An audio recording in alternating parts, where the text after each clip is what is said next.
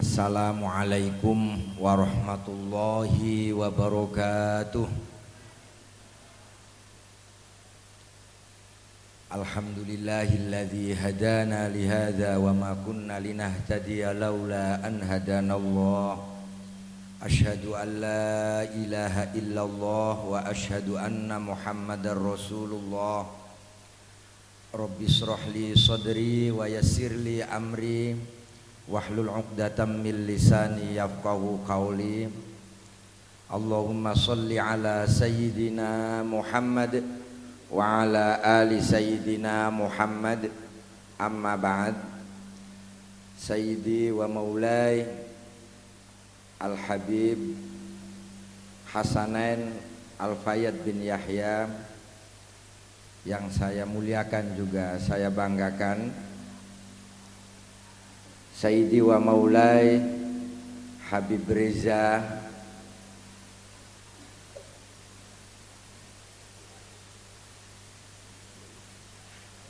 bin Muhsin Al-Hamid, yang saya muliakan juga saya banggakan. Beliau berdua adalah inspirasi kita semua, bahwa beliau ini adalah min ahli baitin Nabi Muhammad sallallahu alaihi wasallam. Jadi bagi kita selaku sebagai umat Islam, wajib hukumnya untuk memuliakan dan untuk selalu minta berkah kepada beliau-beliau ini. Termasuk saya hadir dari Indramayu ke Ansaran ini dalam rangka memohon keberkahan para habaib, wabil khusus Habibana Habib Fayyad, Habib Hasanain Fayyad bin Yahya. Semoga kita semua mendapat keberkahan-keberkahan dari para habaib. Allahumma amin ya rabbal alamin. Para pejabat pemerintah yang alhamdulillah hadir, Bupati Kabupaten Kuningan yang diwakili oleh Kabak Kesra, terima kasih atas kehadirannya. TNI Polri yang menghadiri acara Kunuzus Sholawat ini, semoga mendapatkan keberkahan-keberkahan dari Allah Subhanahu wa Ta'ala. Para bapak-bapak, ibu-ibu, mohon maaf tidak bisa saya sebutkan satu persatu. Yang saya hormati para habaib, para kiai, para guru ngaji, para ibu-ibu, bapak-bapak yang hadir di majelis Kunuzus Sholawat ini. Semoga kita semua lagi-lagi mendapatkan manfaat dan keberkahan dari Allah Subhanahu wa Ta'ala. Allahumma amin ya rabbal alamin. Beliau pimpinan majelis Kunuzus Sholawat, Habib Hasanain ini adalah orang tua kita semua, orang yang memberikan inspirasi kita sehingga kita mengerti tentang makna Islam yang begitu rahmatan lil alamin, khususnya di bumi Kuningan ini. Bersamaan milad juga hari ini adalah memperingati Isra Mi'raj Nabi Muhammad sallallahu alaihi wasallam. Mic-nya kelihatannya nggak enak nih Habib.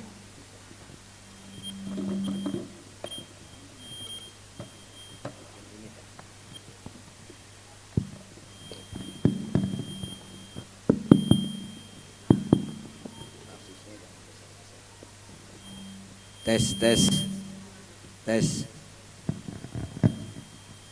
Ibu-ibu, bapak-bapak yang saya hormati dan saya muliakan, alhamdulillah wa birahmatillah, kita semua ditakdirkan oleh Allah Subhanahu wa Ta'ala untuk bisa bersilaturahim di daerah Ansaran Kabupaten Kuningan ini. Semoga kita semua berkumpulnya upaya-upaya mendapat syafaat dari Kanjeng Nabi Muhammad sallallahu alaihi wasallam. Saya di Kabupaten Indramayu ini adalah ketua pengurus cabang Nahdlatul Ulama Kabupaten Indramayu, yang upaya dari hati nurani untuk bisa datang ke Kabupaten Kuningan, tepatnya di Ansaran. Ini semata-mata karena ikroman, karena ijlalan, karena ikhtiroman kepada Habibana ini, Padahal kalau lihat fisik saya baru datang dari Sidoarjo. Ini mic-nya nggak efektif, Pak.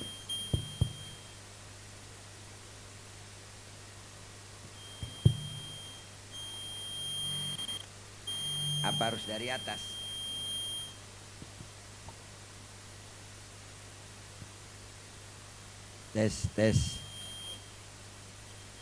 Tes. Volume kebesaran, volume.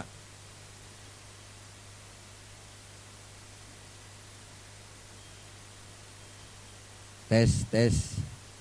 Cukup. Ibu-ibu, bapak-bapak yang dirahmati Allah,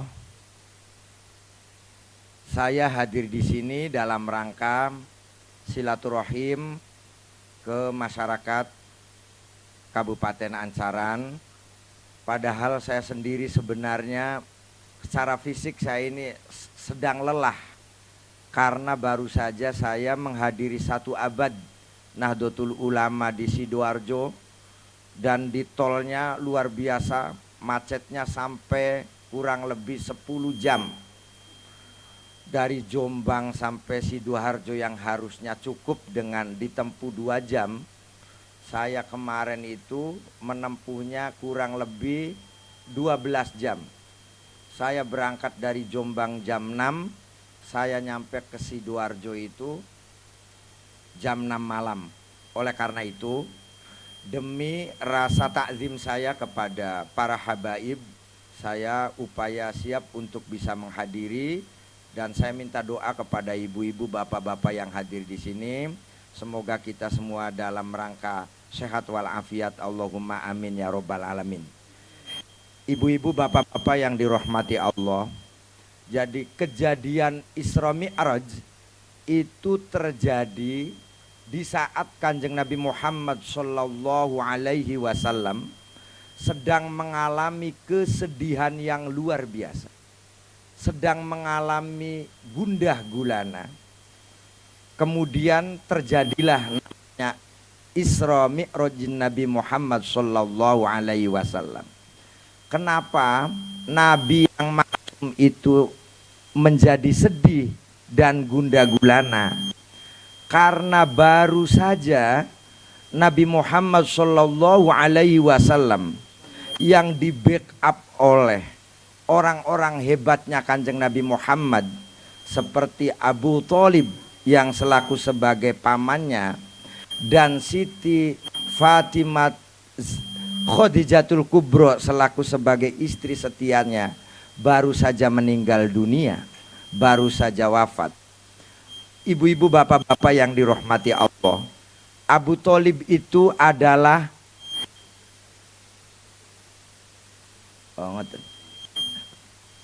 pangapunten.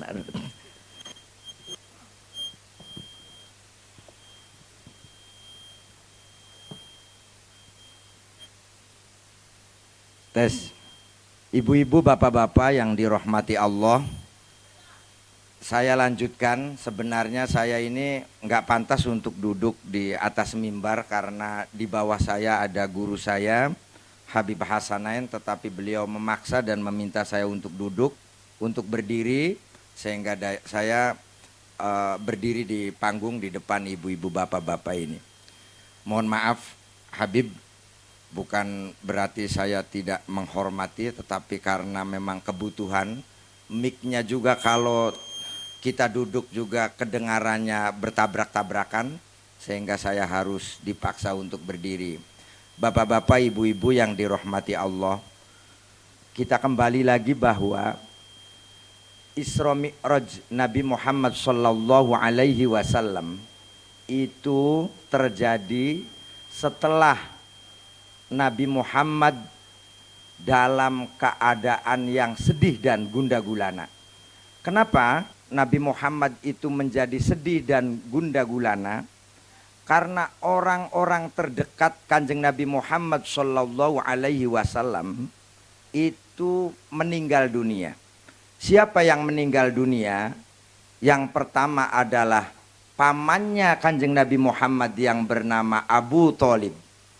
Abu Thalib itu adalah orang yang terhormat di negara Mekah, di komunitas kafir Quraisy, bahwa Abu Thalib itu orang yang sangat disegani oleh kafir Quraisy. Sehingga semua kafir Quraisy yang berupaya untuk menjajah, untuk menyerang Kanjeng Nabi Muhammad itu tidak berani karena adanya pamannya yang bernama Abu Thalib. Ketika kafir Quraisy mau melakukan penyerangan kepada Kanjeng Nabi Muhammad, maka satu-satunya jalan adalah harus berbicara dan bersilaturahim kepada pamannya yang bernama Abu Thalib. Kata kafir Quraisy, Abu Thalib, mohon sampaikan kepada ponakanmu yang bernama Muhammad bin Abdullah bahwa Nabi Muhammad untuk tidak menyebarkan agama di daerah Makkah, untuk tidak menyampaikan wahyunya di daerah Makkah, apa yang dimintai oleh Kanjeng Nabi Muhammad akan direalisasikan. Kata kafir Quraisy menyampaikan kepada Abu Thalib. Kemudian Abu Thalib menyampaikan kepada Nabi Muhammad, Muhammad, kamu, kata kafir Quraisy, untuk bisa berhenti dalam rangka menyebarkan agama Islam, apa yang kamu mau? Kata kafir Quraisy kepada Abu Thalib, kalau Muhammad pengen cari perempuan, kata kafir Quraisy, akan dikasih 2 truk, asal jangan menyebarkan agama Islam. Kalau pengen berlian, akan dikasih 1 gunung emas, agar Nabi Muhammad tidak meneruskan menyampaikan dakwah kebenaran. Kalau Muhammad pengen jabatan pun akan dijadikan presiden. Tapi apa kata Kanjeng Nabi Muhammad? Lawadu'tu fi yamini wal qamar fi yasari. Seandainya bebanku hari ada di tangan kananku, rembulan ada di tangan kiriku, saya untuk berhenti mendakwahkan agama yang dibawa oleh Nabi Muhammad, yakni agama Islam, saya tidak akan berhenti. Kata Abu Thalib, itu pendapatmu Muhammad? Benar, lanjutkan. Saya pasti akan ada di belakangmu. Kata Abu Thalib selaku sebagai paman Nabi Muhammad Shallallahu Alaihi Wasallam. Lah ini, dalam menyebarkan agama, apapun yang terjadi, maknanya bahwa kita benar-benar harus istiqomah, harus konsisten. Sebetapa kecil pun kebenaran yang kita sampaikan, kalau kita terus laksanakan dengan secara istiqomah, maka kebenaran itu akan menjadi besar, kebenaran itu akan masif, kebenaran itu akan diterima di segala kalangan siapapun, sampai agama Islam yang tadinya hanya di Arab, alhamdulillah hari ini bisa menyebar sampai pada daerah Kuningan. Alhamdulillah. Lah, Abu Thalib selalu mendorong dan mensupport langkah-langkah yang dilakukan oleh Kanjeng Nabi Muhammad Shallallahu Alaihi Wasallam. Lah itu namanya Abu Thalib selaku pamannya Kanjeng Nabi Muhammad telah meninggal. Kemudian 3 bulan berikutnya, istrinya Nabi Muhammad yang bernama Khadijatul Kubra. Tahu Khadijatul Kubra? Garwa, kalau bahasa Jawanya sesigar nyawa. Separuh nyawanya seorang suami itu ada di istri. Istrinya Kanjeng Nabi Muhammad yang bernama Siti Kubra itu juga meninggal dunia. Siti Khadijah itu adalah seorang perempuan yang sempurna. Orangnya cantik, soleha, cerdas, kemudian kaya. Kalau di Kuningan ada nggak nih Bib? Kira-kira Bib? Nggak ada.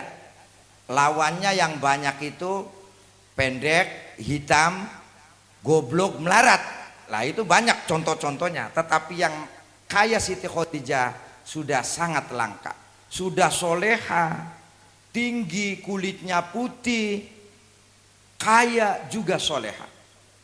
Kalau orang Kuningan kayak Siti Khadijah enggak? Banyak ya. Kalau yang kita lihat tidak nurut ketika dinasehati, tidak sepintar, juga melarat yang sering kita lihat. Tetapi Siti Khadijah adalah anomali dari itu semua. Siti Khadijatul Kubro adalah istrinya Kanjeng Nabi Muhammad Shallallahu Alaihi Wasallam yang seluruh harta bendanya bermiliar-miliar dipersiapkan untuk perjuangan Kanjeng Nabi Muhammad Shallallahu Alaihi Wasallam. Siti Khadijah ketika umur 22 tahun itu sudah menjadi menterinya Warokoh. Warokoh itu adalah orang yang paham dan hafal betul terhadap kitab Taurat dan kitab Injil. Apa yang diterangkan dalam kitab Taurat dan kitab Injil? Yang diterangkan dalam kitab Taurat dan kitab Injil salah satunya adalah tanda-tanda kedatangan Nabi akhir zaman. Di dalam kitab Taurat dan kitab Injil diterangkan ada Nabi akhir zaman. Tanda-tandanya adalah yang pertama dia bernama Muhammad, yang kedua adalah lahir di kota Mekah, yang ketiga adalah orangnya ganteng, soleh, akhlaknya luar biasa baiknya. Itu adalah ciri-ciri Nabi akhir zaman. Ketika Siti Khadijah berumur 22 tahun dan mengaji sama Warokoh tentang arti dan makna-makna kandungan dari kitab Taurat dan kitab Injil, dilalah Nabi Muhammad Shallallahu Alaihi Wasallam pada waktu itu umurnya 25 tahun pengen belajar bisnis. Ini ghordullah, susah kita tebak dan susah kita rasionalisasikan. Tiba-tiba Nabi Muhammad datang ke rumahnya Siti Khadijah ketika Nabi Muhammad berumur 25 tahun dalam rangka belajar untuk melakukan bisnis, mekaya. Datanglah Kanjeng Nabi Muhammad ke Siti Khadijah, tentunya dengan menotok pintunya, "Assalamualaikum," kata Nabi Muhammad. Langsung Siti Khadijah membuka, "Waalaikumsalam." Karena Siti Khadijah adalah orang yang punya ilmu, sehingga Nabi Muhammad dipersilakan untuk masuk. Ketika Nabi Muhammad masuk, kemudian biasa seperti ala kadarnya orang muslim ketika bertamu. Pertama tujuannya adalah silaturahim, yang kedua adalah belajar ilmu bisnis sama Siti Khadijah. Kemudian ditanya sama Khadijah, "Siapa nama bapak ini?" Ketika Nabi Muhammad menjawab namanya bahwa dirinya bernama Muhammad ibn Abdillah, begitu Siti Khadijah mendengar nama Muhammad, detak jantung Siti Khadijah itu berbunyi cus. Pada ngantuk ya Bu? Saya suaranya nggak ada aja, saya dipaksa-paksa demi Habib ini. Padahal saya nggak efektif, nggak apa datang ke sini nih Habib, tapi demi Habib aja saya. Karena Siti Khadijah sudah mempelajari tentang kitab Taurat dan kitab Injil yang tanda-tanda dari Nabi akhir zaman itu adalah orangnya ganteng, tinggi, akhlaknya baik, kalau ngomong sopannya luar biasa, namanya Muhammad ibn Abdillah. Berarti sesuai dengan apa yang dia pelajari dari Warokoh, bahwa ini adalah persis seperti tanda-tanda Nabi akhir zaman yang diterangkan dalam kitab Taurat dan kitab Injil. Paham Bu? Paham gak Bu? Saya nggak bisa bahasa Sunda. Nggak apa-apa Habib, nggak bisa bahasa Sunda, nggak bisa, nggak apa-apa. Biasanya ngomong Jawa, ngomongnya bahasa Indonesia. Di hadapan orang-orang Sunda jadi banyak yang kagok-kagok. Ibu-ibu, bapak-bapak yang dirahmati Allah, ketika Nabi Muhammad menyampaikan apa yang ada dalam isi hatinya, Kemudian Siti Khadijah untuk memberikan jalan agar Nabi Muhammad ini bisa berbisnis dengan baik, sehingga Siti Khadijah langsung memberikan budaknya yang namanya kayak perempuan tapi laki-laki, namanya Bapak Maisaro. Silakan Bapak Muhammad, kalau Bapak mau berdagang akan dikawal oleh budak saya, kata Siti Khadijah, bernama Bapak Maisaro. Kenapa harus dikawal? Karena yang tahu persis di kota Mekah itu adalah Bapak Maisaro yang biasa berdagang dan berbisnis di kota Mekah. Lah tetapi ketika Muhammad sebelum jadi nabi dan dikawal oleh pembantunya Siti Khadijah yang bernama Bapak Maisaro berangkat, Siti Khadijah berbisik-bisik dulu sama Bapak Maisaro. Maisaro, tolong kamu catat dalam perjalanan kamu apapun peristiwa yang terjadi pada orang yang bernama Muhammad ini, semua dicatat. Kata Maisaro, kenapa Ibu Khadijah harus dicatat? Sudah diam, yang penting kamu catat aja dalam perjalanannya. Ada peristiwa-peristiwa apa yang terjadi yang menimpa pada Nabi Muhammad SAW yang pada waktu itu belum jadi nabi.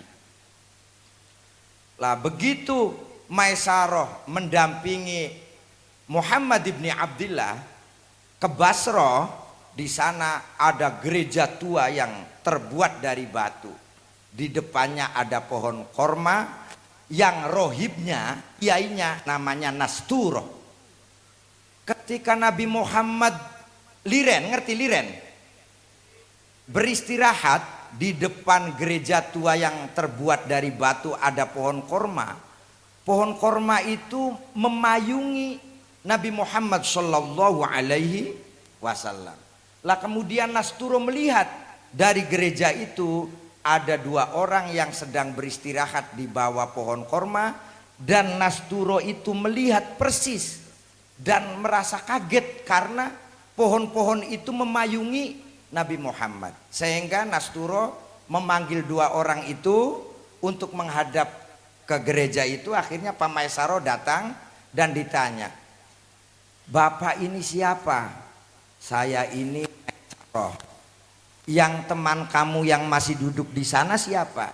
Dia adalah Muhammad. Siapa? Muhammad. Ketika mendengar suara Muhammad, Nasturo yang selaku sebagai rohib di gereja tua itu dan memahami persis tentang apa yang ada dalam kitab Taurat dan kitab Injil, juga menyatakan itu adalah tanda-tanda Nabi akhir zaman. Akhirnya dua orang ini suruh pulang sama rohib itu, kamu cepat ajak Muhammad itu untuk pulang, sebab kalau ini diketahui orang Yahudi maka pasti Muhammad itu akan dibunuh. Kenapa? Sudah pulang aja, kata Nasturo itu. Akhirnya keduanya pulang dan nyampe ke negara Mekah lagi, dan semua ditanya oleh Siti Khadijah. Kata Siti Khadijah, ada peristiwa-peristiwa apa saja yang dialami oleh Muhammad ketika berjalan dengan kamu dalam rangka membawa pakaian upaya berdagang di negara Basra. Akhirnya Maisaro menjawab dengan seluruh rangkaian keajiban-keajiban yang dia temui, peristiwa-peristiwa yang dia temui kepada Siti Khadijah. Pertama, ketika Nabi Muhammad Shallallahu Alaihi Wasallam berjalan di tengah-tengah jalan terik matahari, maka mendung segera memayunginya. Ketika melewati pohon, pohon pun memayunginya. Semua kejadian-kejadian ini di luar nalar halayak umumnya manusia biasa. Lah sehingga lebih yakin saja Siti Khadijah bahwa Muhammad ini adalah tanda-tanda yang dulu dia pelajari Siti Khadijah kepada Warokoh tentang tanda-tanda Nabi akhir zaman. Setelah meyakini Siti Khadijah bahwa Muhammad ini pasti adalah Nabi akhir zaman, Akhirnya karena Nabi Muhammad ganteng, akhlaknya baik, soleh, tutur katanya baik, akhirnya Khadijah melakukan pelamaran pada keluarga Nabi Muhammad Shallallahu Alaihi Wasallam. Langsung jatuh cinta. Pada umumnya laki-laki yang pertama kali melamar, tetapi kalau Nabi Muhammad yang melamar adalah perempuannya terlebih dahulu. Lah ini adalah manusia yang sangat istimewa. Akhirnya pernikahan dilakukan. Setelah pernikahan dilakukan, kemudian segala bentuk yang dimiliki oleh Siti Khadijah, karena Siti Khadijah itu adalah orang yang kaya, orang yang paling cantik, orang yang paling soleha, semuanya dipersembahkan untuk dakwanya Kanjeng Nabi Muhammad Shallallahu Alaihi Wasallam dalam rangka membawa ajaran agama Islam, agama yang dibawa oleh Kanjeng Nabi Muhammad Shallallahu Alaihi Wasallam. Juga meninggal dunia. Abu Tholib yang membackup Nabi dalam melakukan dakwah meninggal dunia. Siti Khadijah yang 100% harta, jiwa, raga, bahkan emas dihabiskan untuk melakukan dakwah, mutiara dihabiskan untuk melakukan dakwah, duit miliaran dihibahkan untuk melakukan dakwah Kanjeng Nabi Muhammad Shallallahu Alaihi Wasallam untuk menyebarkan agama Islam di atas bumi Mekah yang pada waktu itu dihuni oleh kafir Quraisy yang budayanya juga sungguh budaya jahiliyah. Budayanya buruk sekali. Apa budayanya buruk? Kalau ibu-ibu pengen nikah, caranya dulu nikah jahiliyah begini. Ibu datang ke 4 laki-laki. Ke laki-laki pertama minta dipakai. Laki-laki kedua minta dipakai, laki-laki ketiga minta dipakai, laki-laki keempat minta dipakai. Terus anaknya kayak siapa? Itu adalah bapaknya. Betapa bejatnya akhlak jahiliyah. Tetapi budaya-budaya itu dirombak totalitas oleh Nabi Muhammad Shallallahu Alaihi Wasallam dengan menjunjung tinggi perempuan selaku sebagai mar'atus sholihah, perempuan yang soleh. Jadi tidak seperti jahiliyah, kalau dulu perempuan ditindas. Makanya ibu-ibu ini harus terima kasih yang sebesar-besarnya kepada agama Islam yang menjunjung tinggi harkat martabat kaum wanita. Hari ini sih enak, perempuan boleh menjabat di Pemda, boleh di kecamatan, boleh jadi kubu, boleh. Enak. Dulu ditindas, perempuan tuh nggak ada harganya. Tetapi dengan adanya masuk Islam, sehingga harkat martabat perempuan diangkat tinggi dan dijunjung tinggi oleh agama Islam. Bapak-bapak, ibu-ibu, hadirin rahimakumullah. Oleh karena Nabi Muhammad itu mengalami gelisah yang luar biasa, akhirnya Nabi Muhammad itu hatinya menangis.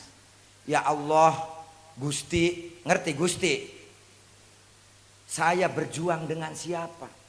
Kafir Quraisy tidak selalu menyerang saya, kata-kata Nabi Muhammad, karena takut ada mamang saya yang bernama Abu Tholib. Saya bisa mendakwahkan Islam sampai Arab selesai, luar Arab selesai, juga meninggal dunia. Duitnya dihilangkan semua, duitnya dihabiskan semua untuk mendakwahkan agama Islam, juga meninggal dunia.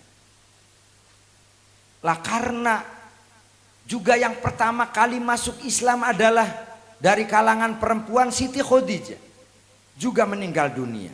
Lah gundah gulanah yang ada dalam hati Nabi Muhammad Shallallahu Alaihi Wasallam itu didengar oleh Allah Subhanahu Wa Taala. Makanya dalam ayat Isra Mi'raj itu diakhiri innahu huwas sami'ul basir.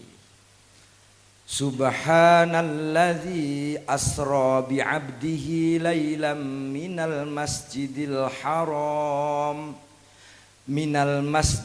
harami ilal masjidil aqsa alladzi barakna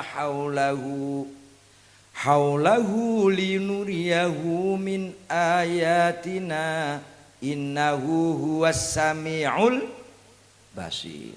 Allah maha mendengar, Allah maha melihat terhadap apa yang menjadi keinginan Nabi Muhammad. Apa yang menjadi kegelisahan Kanjeng Nabi Muhammad juga didengar oleh Allah. Semua didengar oleh Allah. Akhirnya Nabi Muhammad, akhirnya Allah Subhanahu wa taala memanggil malaikat Jibril dan dibersamai oleh Mikail. Wahai Jibril, ambil itu kekasih saya namanya Muhammad sallallahu alaihi wasallam untuk ditamasyakan gitu. Untuk direfresh agar tahu kayak apa di langit pertama, kayak apa di langit kedua, kayak apa di surga, kayak apa neraka. Lah itu terjadi di Isra Mi'raj Nabi Muhammad sallallahu alaihi wasallam. Sehingga akhir dari semua perjalanan itu bahwa Nabi Muhammad diamanai oleh Allah untuk melakukan sholat 5 waktu atau 17 rakaat. Lah akhirnya sampai hari ini, karena hari ini sampai Nabi Muhammad itu kurang lebih masanya 15 abad, sehingga kita tidak tahu kayak apa Nabi Muhammad Shallallahu Alaihi Wasallam. Kita hanya tahu tentang sholat, tata cara ibadah, tidak langsung dari Nabi Muhammad Shallallahu Alaihi Wasallam. Karena dari sekarang sampai zaman Rasulullah itu masanya sudah terlalu panjang, yaitu 15 abad. Sudah nggak kedetek lah kayak apa. Maka kita jangan neko-neko pengen ke Kanjeng Nabi Muhammad untuk mempelajari tentang agama. Cukup kita belajar agama dari Habibana Hasanain Fayyad bin Yahya ini, karena beliau di samping Habib juga ulama, al ulama warasatul anbiya. Kita cukup di ulama-ulama lokal karena menyampaikan ajaran-ajaran yang dibawa oleh Kanjeng Nabi Muhammad Sallallahu Alaihi Wasallam. Nah itu jadi inti daripada Isra Mi'raj, kita harus mengistiqomahkan, melanggengkan amanat Allah yang diberikan kepada Kanjeng Nabi Muhammad. Karena Kanjeng Nabi Muhammad hari ini sudah tidak ada, sehingga kita harus mengaji, harus mencari pengetahuan. Cukup kepada kiai-kiai, habib-habib yang ada di sekeliling kita semua. Karena semua ini adalah pewaris daripada para nabi. Kemudian ulama juga yang telah memberikan cahaya, keterangan, penerangan kepada seluruh masyarakat. Tanpa ulama, umat ini akan menjadi gelap gulita. Gelap itu akan membahayakan, terang itu akan, gelap itu akan membahayakan, terang itu akan menyenangkan. Kalau gelap terus, wah, kita akan melakukan kebudayaan-kebudayaan seperti hanya hewan. Di mana-mana terjadi zina, di mana-mana terjadi mabuk-mabukan, di mana-mana terjadi akhlak yang tidak bermoral. Hanya dengan ulama yang memberikan penyinaran sehingga manusia selalu memakai akhlaknya dengan akhlak yang baik. Maka ulama dalam hal ini adalah surujul ummah, sebagai lentera daripada umat, sebagai lentera daripada rakyat khususnya yang ada di Kabupaten Kuningan. Tetapi umat Kanjeng Nabi Muhammad itu begitu banyak. Apakah Kanjeng Nabi Muhammad mampu mendeteksi satu persatu dari umat Kanjeng Nabi Muhammad? Nabi Muhammad akan disampaikan oleh malaikat Jibril. Banyak sekali model dan motif umatnya Kanjeng Nabi Muhammad.